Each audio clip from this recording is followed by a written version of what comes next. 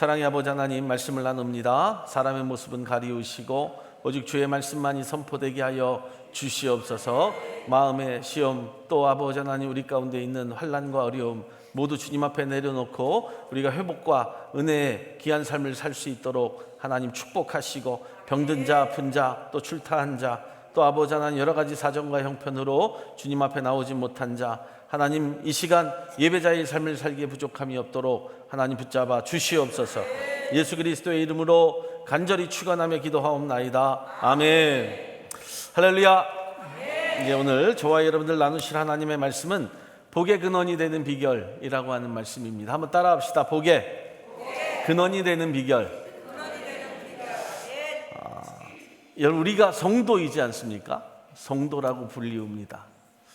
주님을 믿고 따르는 자들이다. 또 성도라고 한 뜻은 거룩하게 구별되었다라고 한 뜻입니다. 그런데 우리가 주님을 믿고 따르면서 때로는 바리새인들처럼 살 때가 있습니다.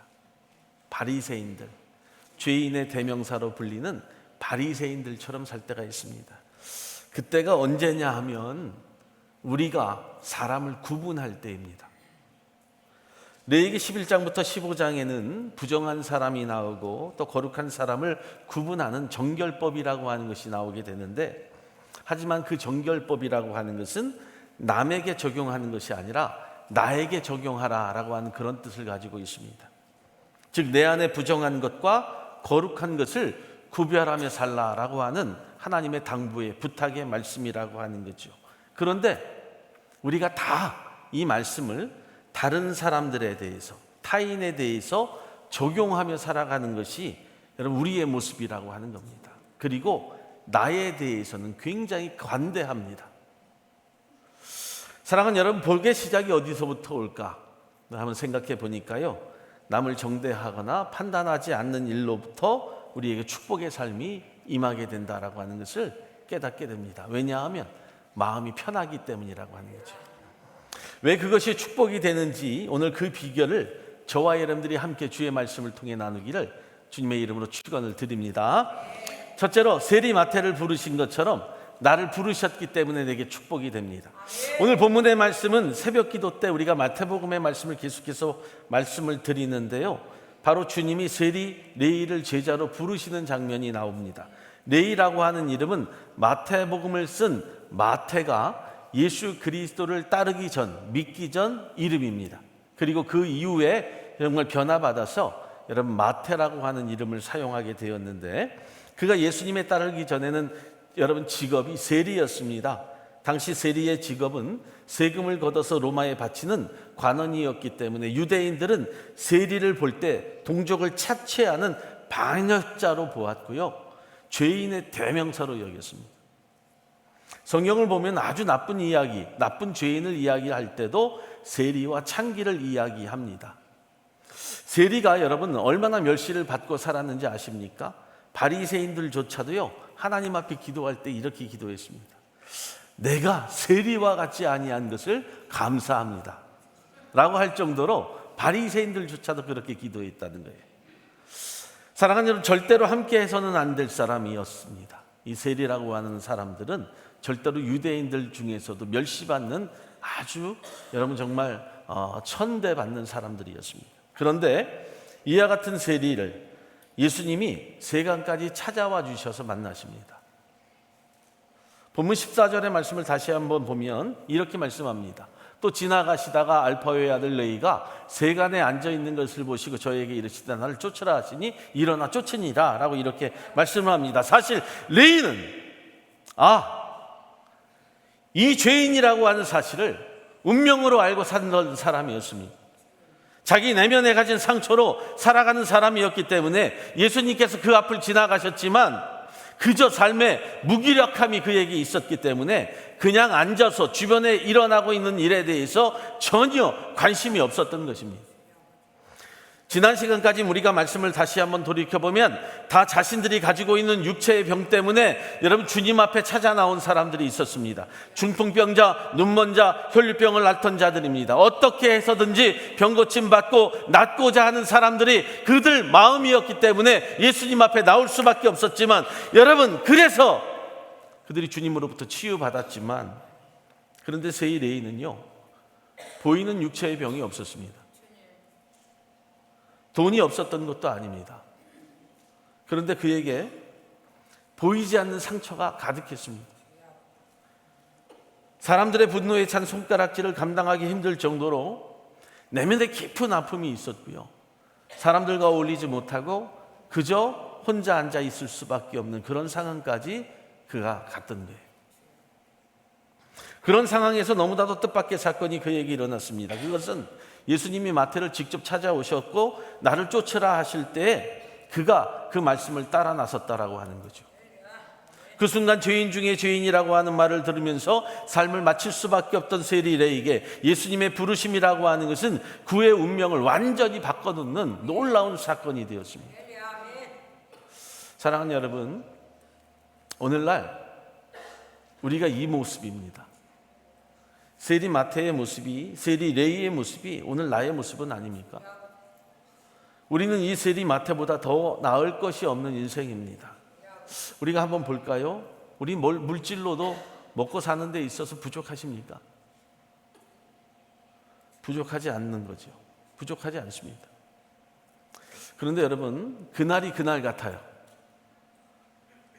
하루하루 살다 보니까요, 그날이 그날 같고, 오늘 주일의 말씀은 고사하고 점심에 뭘 먹었는지 저녁이 되면 생각이 나지 않습니다.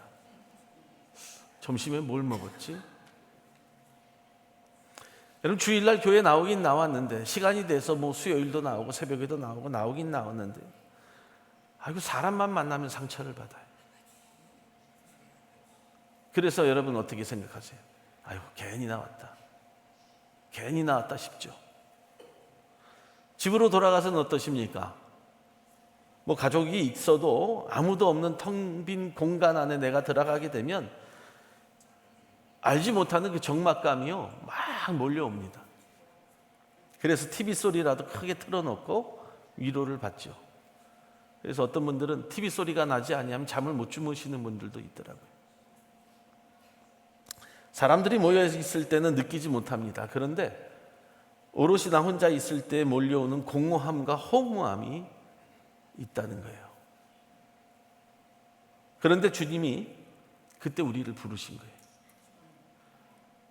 사랑하는 저와 여러분들, 그때 부르신다는 거죠.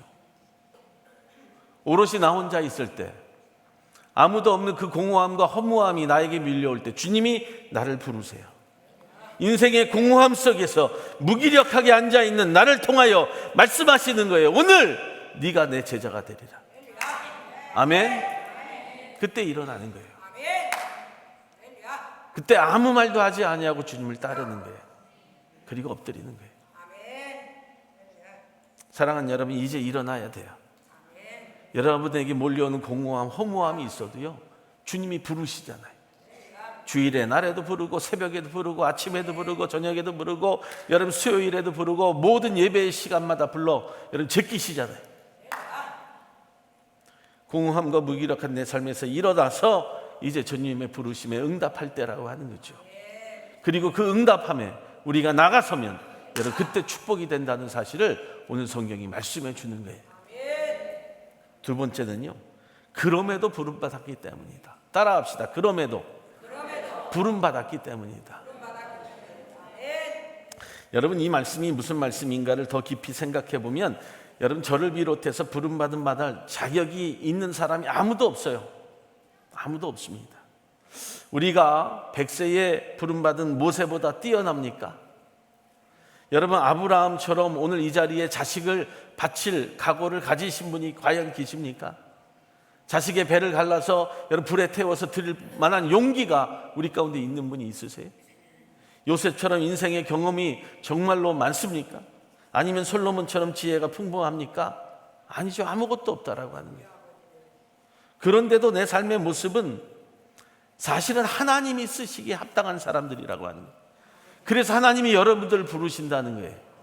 주님께서 성도들을 부르실 때에 우리는 모두 죄인일 뿐이고 아무런 자격을 갖고 있는 사람은 아니지만 오직 주님의 사랑과 긍휼 때문에 그럼에도 불구하고 우리를 부르시는 거예요. 할렐루야. 더 쉽게 말하면 저 인생이 불쌍한 거예요. 나의 인생이 불쌍해 보입니다. 주님이 나를 부르실 때에 여러분 내 인생이 얼마나 불쌍한지, 외롭고 공허한 세리의 인생처럼 보였기 때문에 저를 건져주지 아니하면 이 세상의 나락으로 떨어져서 더 이상 사람 구실 할 수 없는 사람처럼 보였기 때문에 나를 부르시는 거예요. 저 인생 그대로 두었다간 아무것도 안 되겠구나 싶어서 불러주셨다라고 하는 거예요. 그리고 부름 갖고 나서 산 것이 내가 뭔가 할 수 있어서 불러주신 것이 아니라, 또 그뿐 아니라 나를 위하여 십자가에 달려주시고 나를 위하여 보혈을 흘려주시잖아요. 여러분, 그렇기 때문에요, 정말 감사하며 살아야 돼요.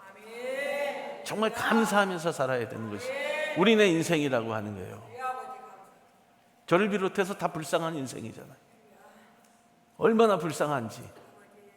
사람들 틈에 끼지도 못하고 혼자 앉아서 어울리지도 못하는 인생처럼 사는 것이 우리의 모습이라는 거예요. 그것이 우리의 본 모습이에요. 그때 그렇게 부름받은 세리마태가 어떤 행동을 했는지 한번 봅시다. 주님의 부르심을 듣고 레위마태는요, 그 부르심에 즉각 응답을 하죠. 본문 14절에 일어나 쫓으니라. 여러분, 이 삶이 우리의 삶이 되어야 되는 거예요. 불쌍한 자가, 아무것도 가지지 못한 자가 지금 필요한 게 뭐예요? 주님을 따르는 길밖에 없다는 거죠. 그런데 더 놀라운 것은 같은 장면에서 누가복음 5장 28절의 말씀을 보면 이상을 다르게 이야기하고 있어요. 저가 모든 것을 버리고 일어나 쫓으니라. 무엇했다고요? 모든 것을 버리고 일어나서 쫓았다라고 해요. 마태는 모든 것을 버리고 주님을 따랐습니다. 무엇을 버렸을까요? 무엇을 버렸을까요? 모아둔 재산도 버리고요, 세상적인 인간관계도 버립니다. 그리고 세리라고 하는 직책도 버렸다라고 하는 거예요. 잠깐 따랐다가 다시 온 게 아니에요. 잠깐 버렸다가 다시 찾은 게 아니라고 하는 거예요. 사랑하는 여러분, 우리의 삶에 축복이 임할 때는요, 내가 가진 직책, 내가 가지고 있는 어떤 환경, 상황을 다 버릴 수 있어야 되는 거예요. 그때 마태는 믿고 순종으로 끝나지 않았고 그는 곧 다른 친구들에게 관심을 가집니다. 대부분 세리였다라고 하는 거예요. 대부분 불쌍한 사람들이었다는 거예요. 인생에 보잘것없는 사람들, 사람들로부터 손가락질 받던 사람들, 그들을 한자리로 모았다는 거예요. 우리에게도 필요한 거예요. 하나님의 교회가요, 다 불쌍한 사람들 모인 거예요.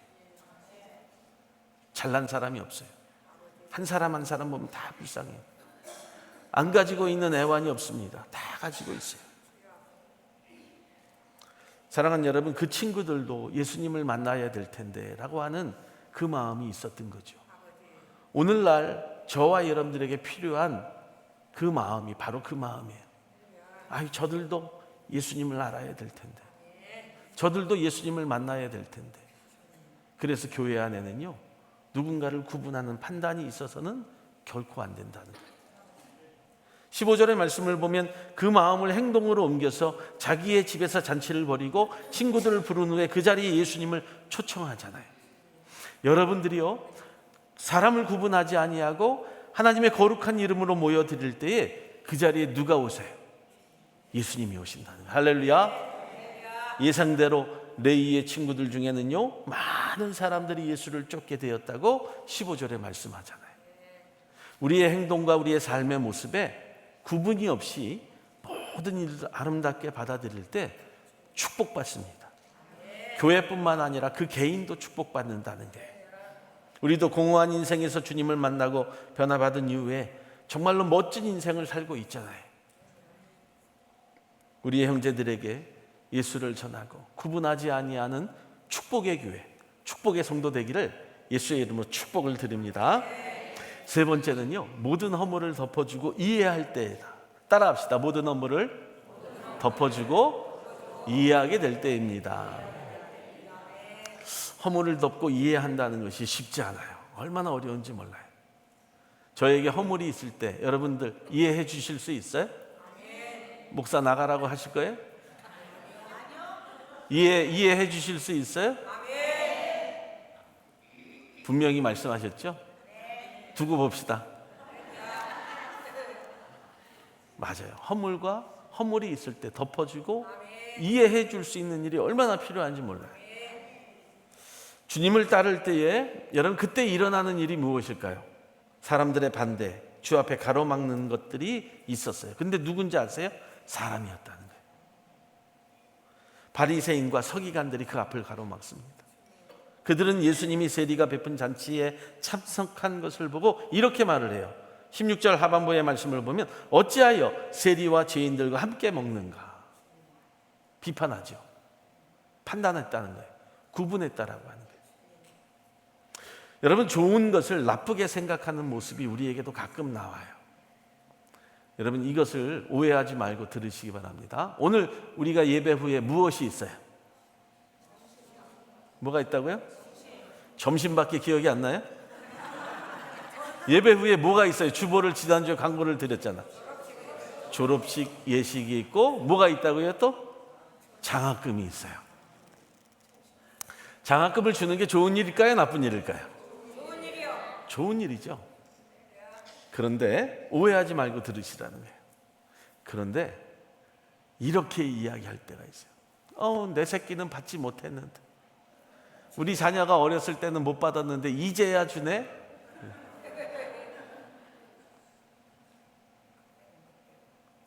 마음에 섭섭함이 있어요.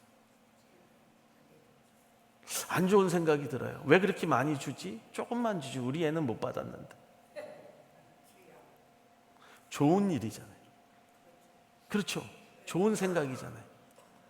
하나님의 교회에 하나님의 거룩한 자녀들이 성장하고 키워지고 하나님의 거룩한 일꾼들로 만들어질 때 내 아이가 못 받았다고 다른 아이도 못 받아야 됩니까? 안 돼요. 좋은 일은 더 좋게, 더 선한 모습으로 키우고 세우는 교회가 복된 교회예요. 우리 교회가 그런 교회잖아요. 여러분, 16명이 졸업을 하더라고요. 한꺼번에 16명을 여러분 우리가 세상에 내보내는 거예요. 그 아이들이 전도자가 되는 거예요. 놀라운 축복이 있는 거예요. 할렐루야. 주님을 믿을 때 그래서 거기에 비판이 나오고 판단이 나오고 정죄가 나오면 안 되는 거예요. 우리가 주님을 믿을 때 잘못된 습성이 바로 그런 것들이에요. 이 사람은 안 돼. 저 사람은 안 돼. 라고 하는 것.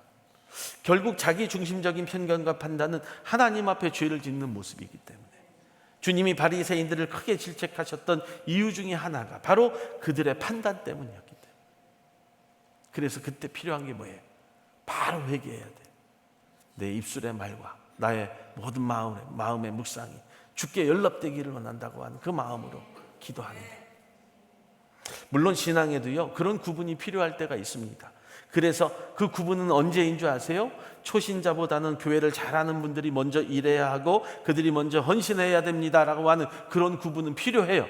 그래서 여러분 오래되고 더 열심히 하나님의 교회를 섬겼던 역사가 있는 분들은 더 열심히 해야 돼요. 그런데 그런 구분을 앞세워서 내가 마치 주인인 양 남을 판단하고 정죄하는 마음이 든다면 그것은 죄일 때가 있기 때문에, 그래서 그때는 여러분 회개하는 거예요. 누구든 하나님의 거룩한 교회 안에 여러분 그 발걸음을 옮긴다면 그는 하나님으로부터 칭찬받을 만한 사람이기 때문에 우리도 그를 칭찬해 줘야 되는 거예요. 마태복음 23장 23절의 말씀을 보면 예수님께서 이렇게 말씀하세요. 여러분 다 같이 읽어볼까요? 시작. 너희가 박하와 회양과 근처의 11조를 드리되 율법에 더 중요한 바 의와 인과 신은 버렸도다. 아주 중요한 말씀인데요. 여기에서 박하, 회양, 건채 이게 뭐냐 하면요 채소의 일종이에요. 채소. 주님께서 우리에게 그래 너희가 회양이라고 하는 것은 미나리예요. 산미나리. 미나리 땅에서 10분의 1을 드릴 정도로 정말 수고했다. 네가 정말 그 11조를 드리는 마음 수고했다는 거예요. 그래, 부추, 건채라고 하는 것이 부추가인데요. 부추에서 10분의 1을 띄어서 하나님 앞에 드리는 것 잘했다. 잘했다. 11조를 했구나. 정말 어려운 가운데 했다. 그런데 그 뒤에 무슨 말이에요? 뭐를 안 했다고요? 신앙에서 정말 가장 중요한 의와 인과 신을 버렸구나. 의가 뭡니까? 의로움이에요. 의롭게 정직하게 살아가는 것. 여러분, 인은 뭐예요? 긍휼이에요. 긍휼이 뭡니까? 다른 사람에게 베푸는 덕과 사랑이에요. 신이 뭡니까? 하나님을 믿는 믿음이에요. 11조를 드렸어요. 감사 예물을 드렸어요. 헌신은 했어요. 봉사는 했는데요, 온전한 믿음을 못 드렸어요. 물질은 많이 드린 것 같은데 사랑을 못 드리고요, 긍휼을 못 드리고요, 사람들에게 베푸는 덕을 드리지 못했다는 거예요. 여러분, 11조도 중요하지만 우리가 신앙생활을 하면서 가장 중요한 것은 하나님을 사랑하는 의롭고 정직한 것, 다른 사람들에게 베푸는 덕과 사랑, 그리고 하나님을 믿는 온전한 믿음이 없이는 온전한 신앙생활이라고 할 수 없는 거예요. 교회에서 요구하는 일들 정말 잘합니다. 시간을 들이고 예배하고 헌신하고 봉사하는 일을 잘하지만 신앙생활에서 가장 필요한 의로움, 덕, 사랑이 없다면, 더 나아가서 하나님을 믿는 믿음이 없다면 아무리 11조를 잘하고 범사에 감사한다 할지라도 그것은 소용없는 신앙생활이라고 합니다. 신앙을 잘 배워야 돼요. 신앙의 믿음의 장성한 분량까지 올라가려고 하면 잘 배울 수 있는 자들이 되어야 돼요. 스스로를 높여서 자기 중심적인 어떤 편견과 판단과 그리고 오해를 가지고 살아가는 것이 아니라 오직 겸손의 마음으로 주님을 섬기는 믿음이 온전한지를 나를 돌아봐야 되는 거예요. 할렐루야. 그럴 때 복된 교회가 되는 거예요. 축복받는 거예요. 그런 마음을 가진 자가 축복받지 않겠어요? 그 바리새인과 서기관들의 말을 듣고 주님이 말씀하시잖아요. 건강한 자에게는 의원이 쓸데없고 병든 자에게라 쓸데있느니라. 내가 의인을 부르러 온 것이 아니요 죄인을 부르러 왔느냐. 이 말씀은요, 사실 책망의 말씀이기도 하지만 우리에게 대입을 해보면 무슨 말씀이냐면 너희 연약한 자들이야 그런 거예요. 육신의 연약이 있든지 정신의 연약이 있든지 삶의 연약함이 있든지, 그래 너희는 연약한 자들이에요. 여러분, 병든 자는 어떤 자들이에요? 연약하기 때문에 병이 든 자예요. 그렇기 때문에 다 연약하기 때문에 그 누구도 강하다고 이야기할 수 없는 자기들이기 때문에 우리가 덮어주지 아니하면 누가 덮어줘요? 우리가 이해해 주지 아니하면 누가 이해해 줘요?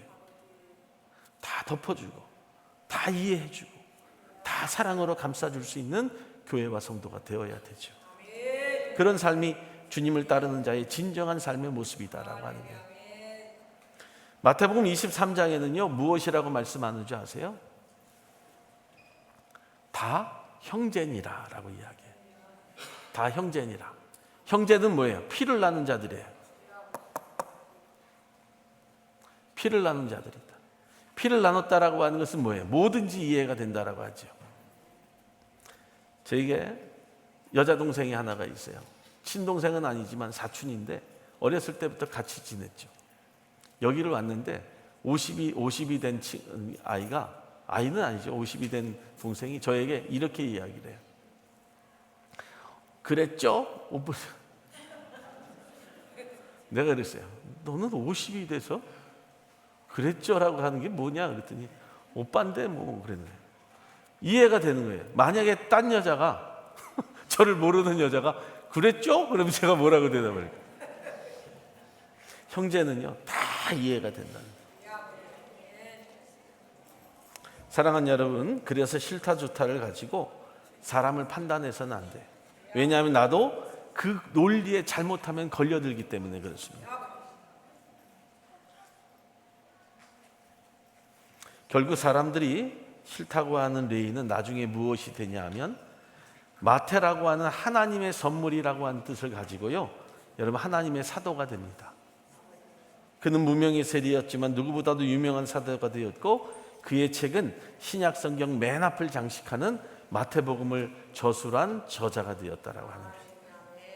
그 모습을 보면 주님의 부르심의 신앙생활에서 모든 것을 버려두고 주님을 쫓는 것이 얼마나 가치 있는 일인가를 성경이 말씀해 주고 있는 거죠. 사랑하는 여러분, 우리가 복 받기 위해서 가장 필요한 것은요, 함부로 남을 판단하지 않는 그런 삶을 살아야 돼요. 그리고 함부로 구분하지 않는 거예요. 하나님의 거룩한 교회 안에 모두가 연약한 자고 모두가 불쌍한 자라고 하는 사실을 우리가 인정하는 거예요. 말씀을 마칩니다. 주님의 음성을 듣고 우리도 주님의 부르심을 따라 사명을 인식해야 되고요. 그렇게 살면 하나님께서요 끝내주게 우리를 밀어주십니다. 항상 주님의 거룩한 부르심에 응답하고 세리 마태와 같이 복의 근원이 되는 거룩하고 복된 성도 되기를 예수의 이름으로 이 아침에